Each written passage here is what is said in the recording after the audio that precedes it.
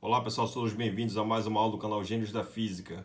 Hoje vamos resolver mais uma questão do livro-texto Moisés Nussensweig, capítulo 1, capítulo 5, questão 1, denominado Um Curso de Física Básica, volume 1, Mecânica, tá? Então vamos ler aqui conosco, né, o enunciado do problema. Então, é a questão 1 do capítulo 5, né, que trata sobre aplicações das leis de Newton. Então você tem aqui, um astronauta vestindo seu traje espacial consegue pular a uma altura de 60 centímetros da Terra. A que altura conseguirá pular na Lua? Os raios da Terra e da Lua são dados por 6.371 km e 1.738 km, respectivamente. E as densidades médias são de 5,52 gramas por centímetro cúbico e 3,34 gramas por centímetro cúbico, respectivamente. Então você quer saber qual é a altura que ele vai atingir na Lua, né? Dado esses valores para essas quantidades físicas, né? No problema. Então nós temos aqui, né, a situação na Terra. A Terra aqui ela tem uma densidade que eu vou chamar de ρ da Terra, a densidade de massa, raio da Terra, a altura que ele atinge, né? Quando ele pula aqui na Terra, a gravidade da Terra e o corpo de massa m, que é o astronauta. Já na Lua, você vai ter os mesmos parâmetros, só que para a Lua, né? A gravidade da Lua, a altura da Lua, que você quer saber, né? A densidade da Lua, o raio da Lua, todos esses parâmetros são diferentes, né? Exceto que o corpo tem a mesma massa. Nessa análise do problema, eu vou considerar tanto a Terra quanto a Lua com simetria esférica, tá? E as velocidades iniciais do pulo do astronauta, tanto na Terra quanto na Lua, são idênticas, tá? Então nós sabemos que a gravidade da Terra é dada por constante gravitacional g, massa da Terra dividida pelo raio da Terra ao quadrado. Consequentemente, a mesma dependência é dada para a Lua, só que o g é o mesmo, a massa que troca para a massa da Lua e o raio da Lua. Se você dividir o g da Terra sobre o g da Lua, o que você vai obter? Você vai obter a razão entre as massas vezes o inverso, né, dos raios, tá? Tudo ao quadrado. E aí, por outro lado, nós sabemos que o que é a massa? A massa, pessoal, é dada a massa, a densidade vezes o volume, no caso da esfera, porque tanto a Lua quanto a Terra eu vou considerar como tendo uma forma esférica. Então, o volume da esfera eu sei que é 4/3 de π raio da esfera ao cubo.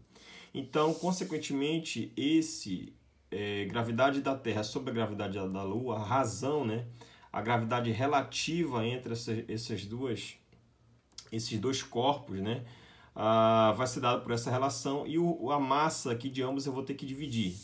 Então, quando você divide aqui, já que a massa depende do ρ e desses fatores numéricos vezes o raio ao cubo, quando você divide a massa da Terra sobre a massa da Lua, fica a densidade da Terra sobre a densidade da Lua, 4/3 de π cancela com 4/3 de π, né, porque a divisão vai dar 1, tá? E fica raio da Terra ao cubo dividido pelo raio da Lua ao cubo, vezes o valor que você já tinha, que é a razão entre o raio da Lua e o raio da Terra, tudo ao quadrado. Essa razão veio do G, né, da definição do G. Tá tudo aqui, ó. Você cancela os raios, né? Aqui está o cubo, aqui está o quadrado, vai dar um raio em cima, raio da Lua, aqui está o cubo, aqui está o quadrado, vai dar um raio embaixo da Lua. Aqui raio da Lua, raio da Terra, repete os rhos. Então a razão relativa das acelerações gravitacionais, tanto da Terra em relação à Lua, é dada por essas quantidades. Densidade da Terra sobre densidade da Lua, raio da Terra sobre raio da Lua. Pela cinemática, supondo, né, que o astronauta pula, né, tanto na Terra quanto na Lua, a velocidade inicial de saída da superfície é a mesma em ambas situações, né? Então a gente sabe pela relação de Torricelli, a velocidade que ele vai atingir nesse ponto, que é o ponto máximo, que é a altura, a velocidade final é zero e a inicial é a mesma nas duas situações. Aqui a velocidade também final é nula. Então a velocidade final é nula, a velocidade inicial é a mesma para ambos, tá? E a aceleração é menos g, tá? Considerando sentido para cima positivo, g está para baixo, então é negativo. Então tem um menos g, aqui a variação de h é a altura final menos inicial. A inicial, se você adota a referência como partindo do solo aqui da superfície, a altura inicial é zero, tá? Então esse termo aqui é zero. você arruma e isola o H. O H, a relação de altura, é exatamente dada pela velocidade inicial de saída do astronauta, dividido por 2 vezes o G. Então aqui está o G, olha, que é o que você já tem aqui. Então para isso eu vou calcular a razão relativa entre as alturas na Terra e na Lua, que é o que eu quero obter aqui na Lua. Quando você calcula a razão relativa entre as alturas, você vai dividir V0 por 2G da Terra dividido por V0 ao quadrado 2G da Lua. Tá? V0 é o mesmo, cancela, 2 é o mesmo. Então a relação entre H e G é inversamente proporcional. Então a altura da Terra, G da Terra, altura da Lua, G da Lua. Então você quer, para você achar a altura da Lua, você passa para cá multiplicando e esse termo para o outro lado dividindo. Então a altura da Lua fica igual a GT sobre GL vezes HT. Né? Então GT sobre GL eu já obtive aqui a razão relativa das acelerações. E a altura da Terra ele me deu, que vale 60 centímetros. Tá? Então você pega esse resultado, substitui esse valor aqui e vai obter que a altura da Lua é proporcional à altura da Terra e também proporcional à razão relativa entre as densidades da Terra e da Lua e a razão relativa entre os raios da Terra e o raio da Lua. Com esse resultado em mãos, você pode dizer, né, que o que influencia nesse tipo de experiência quando você compara o astronauta pulando na Terra e na Lua. Então, depende principalmente das densidades, né, de ambos os corpos, dos raios e da altura que ele, no caso, atinge na Terra. Tá? Então, você substitui aqui o ρ da Terra, dado no problema 5,52 gramas por centímetro cúbico.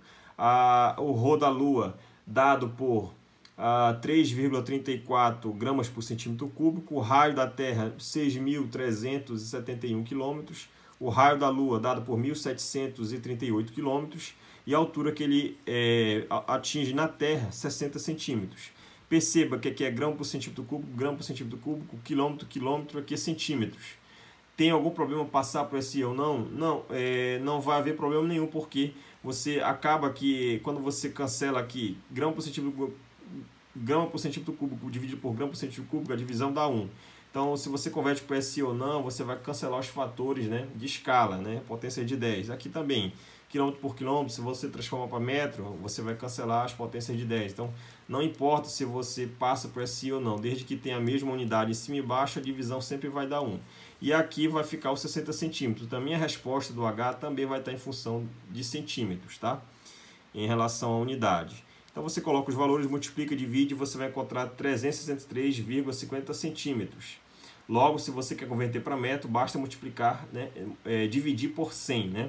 Quando você divide por 100, a vírgula anda para a esquerda, duas casas. O resultado é 3,63 metros para a altura que ele vai atingir na Lua. Tá? Espero que todos tenham gostado. Até mais e bons estudos.